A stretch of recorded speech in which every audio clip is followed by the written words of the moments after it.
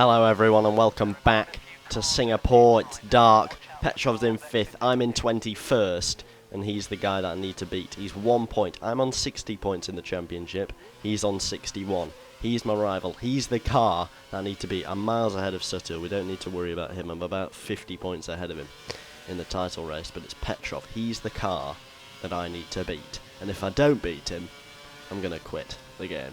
So,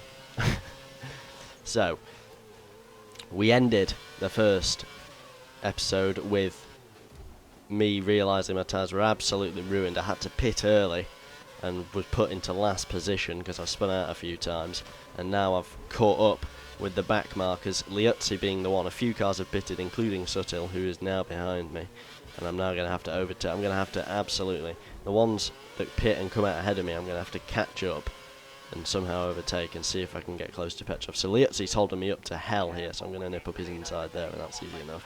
So that's one of, if I can speak, one bit of carnage evased, is that a word? And D'Ambrosio's just getting in the way here, so I'm going to try and do him around the outside, but I almost lose control. And if you look at my tyres on the right there, they're yellow, which is not good because I've still got half the race to do on them. So that's a bit problematic if I want to do a one-stop, but I keep umming and ahhing over a one-stop. But the bottom line is it's going to have to be probably a two-stop strategy. Two-stop basically means, in case you don't know, in case you're quite new to Formula 1 or anything, one-stop means you stop once and you change your tyres once. Two-stop means you do it twice. So obviously you lose doing two. You might think, well, why would you do that? You're just losing more time. But on newer tyres, you gain time, so it's whether, you know, it's worth going in an extra time, losing all that time, but getting it back again, being faster. Or it's just a case of, like me, you might just run out of time, like run out of grip on the pair of tyres, and you might just have to... I'm terrible at explaining.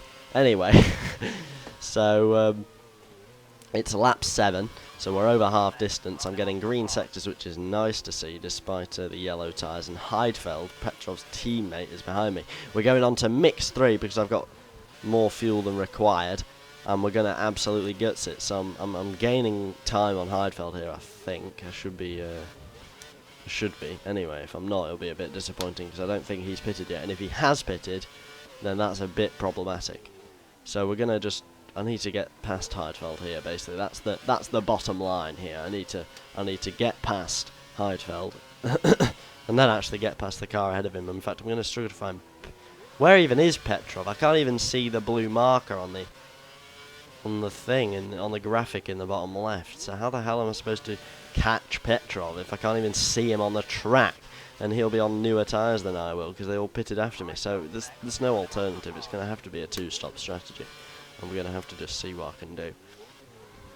So now it's a case of what lap to pit on. I'm all over Heidfeld, but not seemingly gaining on him, which could be good. It depends how fast Heidfeld is. If Heidfeld is going fast, then obviously it's good because I'll be going fast with him. But if he's going slow, then improvements need to be made. So here I'm about half a second behind him. Looks less than that, to be fair. P11 is where the game wants me to finish. P11 is where Heidfeld is.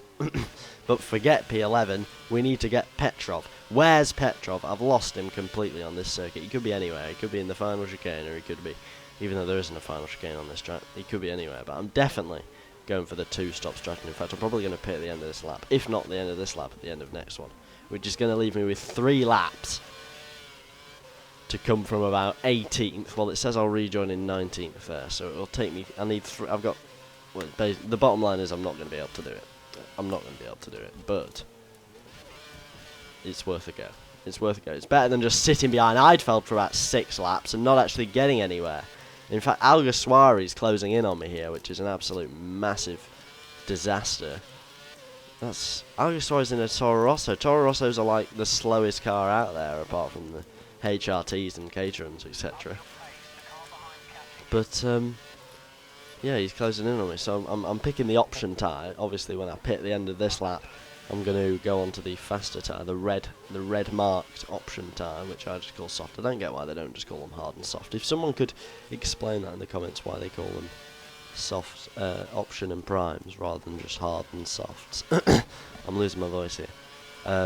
then that'll be brilliant. But I'm going to pit here. I'm going to use the cheeky pit tactic, which is where you go wide and then almost miss the pits. But that's the best way I've found to enter the pits on this game. But, you know, you live and learn. So I'm going to pit here. I'm going to rejoin in about 19th, which is problematic. If we see on the big graphic in the bottom left there, Petrov is miles ahead. So basically I think Petrov's out of it. I'm just going to have to hope that Petrov doesn't do any sort of damage, but we're going to see what we can do. It looks like I can still use Mix 3, which is the faster fuel mode, which is nice, but let's see what we can do. Oh, obviously I'm going to waste a lap warming up my tyres here, which is not what we need. Can't they just... Well, I know they've got heaters on them, but can they not just make the heaters hotter so that they're more warm? I know... Well, obviously, for operating at F1 temperature, they're going to have to be so warm. Probably so warm, actually, that the mechanics couldn't actually handle them. Which is probably why. I'm just assuming here. I might be wrong. If I'm wrong, please correct me in the comments. So that's 2 things you need to comment for. 1, why they call options and primes and not just hard and soft. And 2, why are they so cold when they've got heaters. So we're coming through the Singapore sling. We've gone through the Singapore sling and I'm gaining apocalyptically large amounts of time on Sergio Perez. We'll see. I'm 18 seconds clear of Trulli. Let's see how far ahead of Perez we are after this stop. We're going to come through here and it's 12 seconds the gap. The gap is 12 seconds. So we're going to see what the gap is at the end of the next sector. I'm going to be honest, it is a bit optimistic. I've got 3 laps to reel in 12 seconds. And more than that, because that's only the gap to Perez, let alone anyone that's in front of him. So it's not looking good, is it? That's the bottom line here. It's not looking rosy. I've been in better situations at this stage of a Grand Prix. So we're going to see what the gap is as we come over the line. It was 12.5. It's 11. So that's a second and a half, which probably is enough to catch Perez, but not enough to get me anywhere near points. And I'm right. It isn't enough to get me any near points because we are going to skip to the end here. My tyres are worn. Perez is right there. I've reeled him in, but I haven't overtaken him, and I'm still in 18th.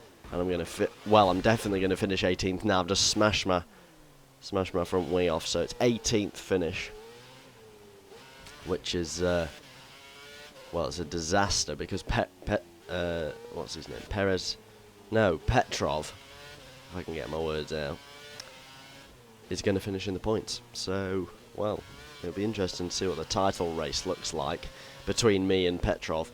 But my guy is furious in the cockpit there, and understandably so. I'll finish 18th in Singapore, and that's the standings. So he's 5 points ahead of me.